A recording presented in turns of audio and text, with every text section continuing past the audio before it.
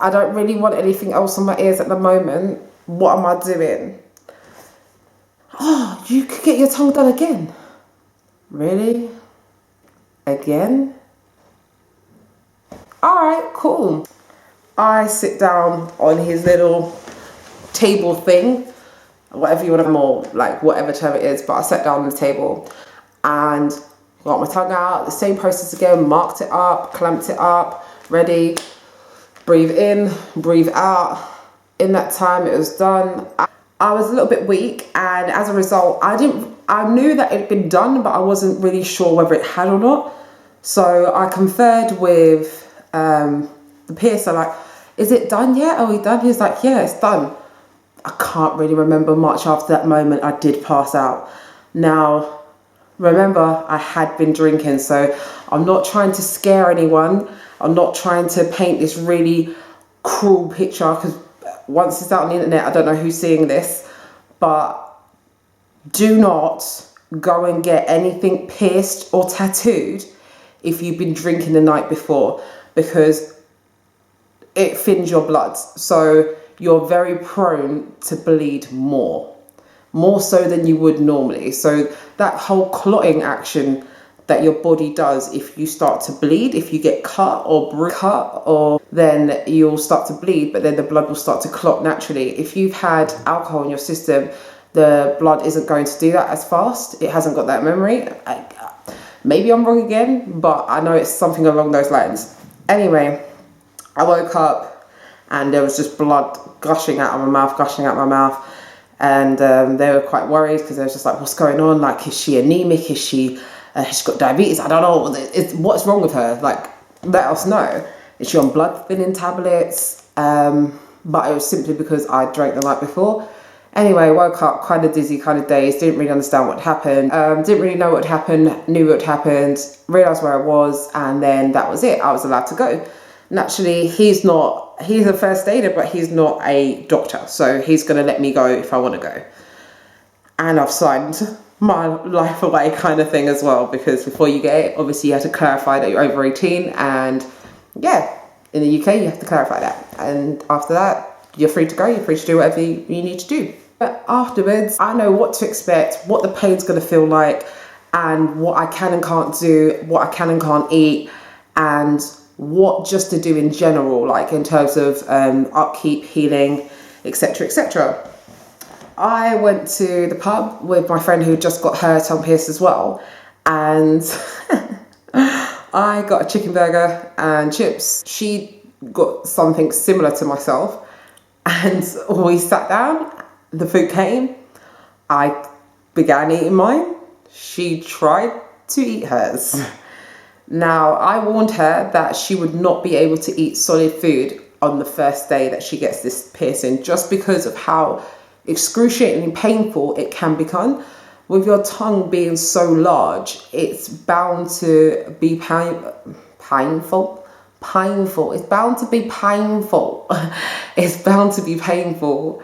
And because it's a new sort of pain, you're not going to know how to deal with it necessarily. Get something like, I don't know, eat ice or something cold, not ice cream.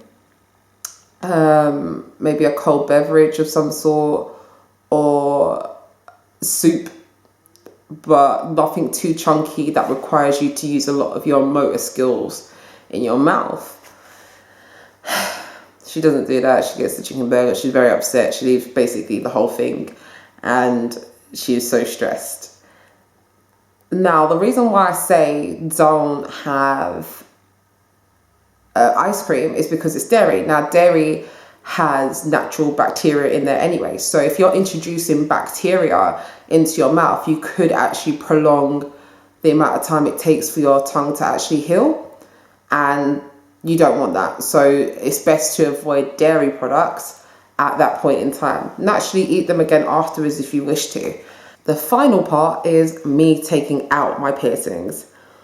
Now, as you can probably tell, I don't have them in anymore. So what had happened was, that when back in the day I was a stoner, and I went to go visit a friend, and I had to get on the tube to get there. It was a little bit away from myself. Anyway, finished the smoking session, and on the way back, got hungry. No shiz, Nick, you got hungry.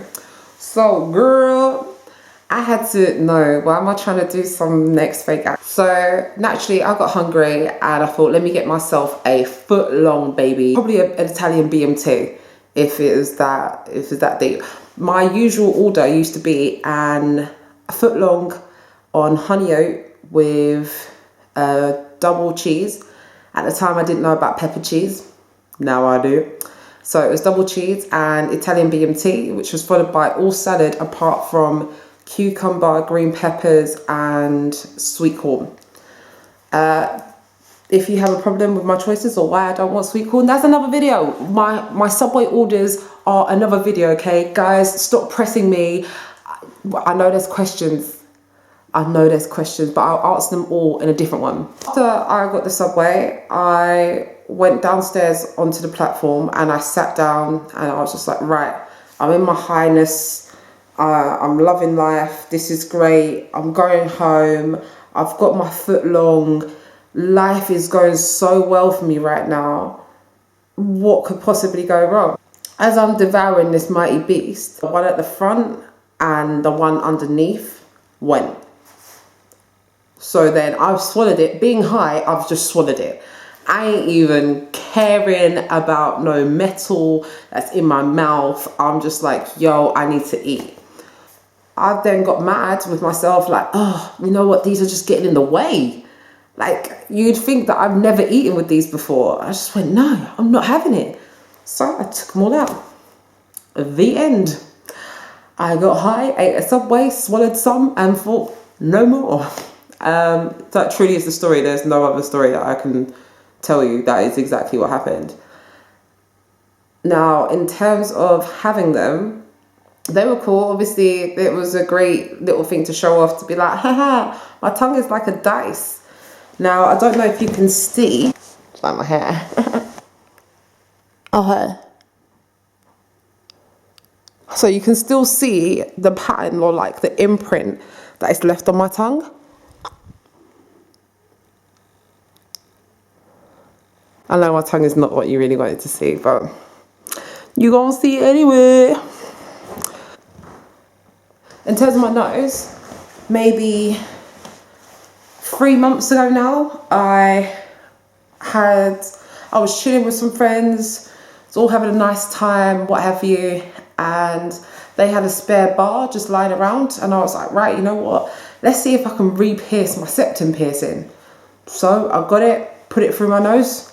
That was the end of that, and it went back through again. It was very, very easy to just pop the last part, and it was back to normal. I could use it again. Yeah, it was a little bit sore because obviously it was trying to heal over again. It was doing the same process, but all in all, it's very easy to re-pierce myself. I would never ever advise for anyone to do any piercings or re-piercings themselves, because you don't know what kind of infection, bacteria, or whatever implication you could be putting yourself in, because you don't have a license, you don't have the knowledge to do it. I was very fortunate and nothing happened to me. However, due to jobs that I was in, it wasn't acceptable to have it, so I'd have to keep flipping it up. I didn't have the right jewelry, because naturally I got rid of all the jewelry that I had for it at the time, because I wasn't using it anymore, and it became a useless piercing. I had to keep taking it out, putting it back in. It wasn't able to heal, wasn't able to do what it needed to do. And that piercing takes a lot longer than the tongue. Obviously, as you know, the tongue is the strongest muscle in the body. So 7 days to 9 days healing time is excellent. That's what it's supposed to do. The nose took me about, the first initial time took me about, I'd say about 3 weeks. Yeah, about 3 weeks for it to heal properly. Flip it up and down, back and forth. There we go. Without it hurting or without it having any sort of discomfort. YouTube made life real easy. Subscribe to me just here. Click that little button with my little face in there. And the other videos that are below are previous videos. If you want to go and check them out, by all means, please do.